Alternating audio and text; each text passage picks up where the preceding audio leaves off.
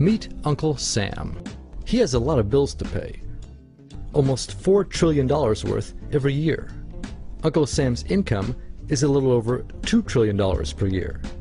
To make up the difference, the deficit, he does what most Americans do. He borrows money. When Uncle Sam takes out a loan, he calls it a bond. Bonds can be held by banks, investors, or even foreign governments. Uncle Sam has to promise to pay interest on these bonds, just as you do on any loan you take out. Ever think about paying your mortgage with your credit card? That's exactly what Uncle Sam does. He takes out new loans, new bonds, so that he can make payments on the old ones.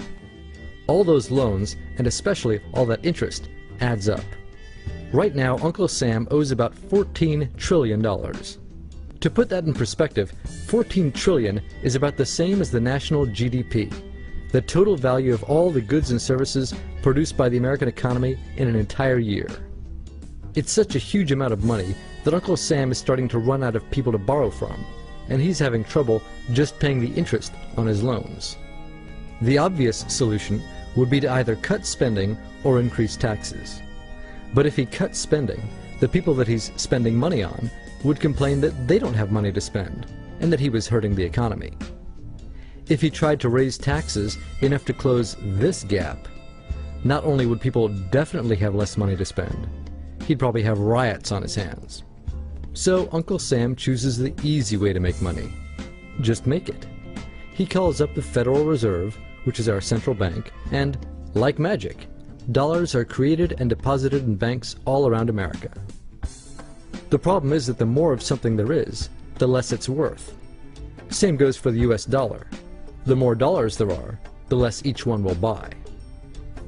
That's why commodities like gasoline, food, and gold become more expensive when Uncle Sam does his money-making magic. The commodities aren't really worth more. Your money is just worth less. That's called inflation.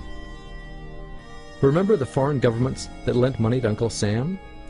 When they lent money to the American government, something interesting happened. It made the US look richer, and their countries look poorer. When a country looks poor compared to America, $1 of our money buys a lot of their money.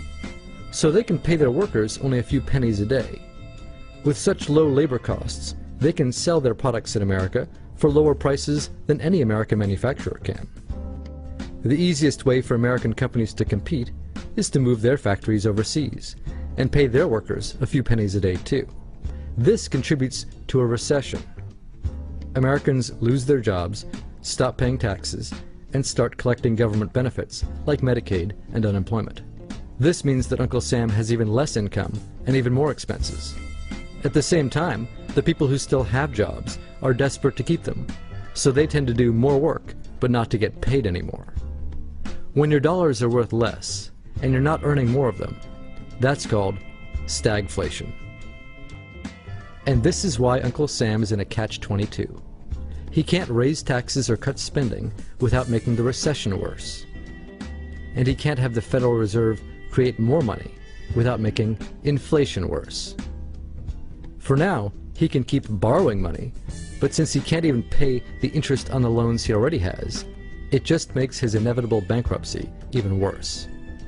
Whether it's in 2 months or 2 years, the day will come when Uncle Sam can no longer pay his bills. When that happens, the banks, investors, and foreign governments who are counting on that money won't be able to pay their bills. You see, just like Uncle Sam, governments, banks, and corporations don't actually have much money. Mostly, all they have is debt to each other. If one link in the debt chain stops paying, defaults, the whole thing falls apart. If investors can't pay their bills, corporations won't be able to pay their employees. If banks can't pay their bills, you won't be able to take out a loan, use a credit card, or even withdraw your savings. If foreign governments can't pay their bills, their own banks and corporations will have the same problems.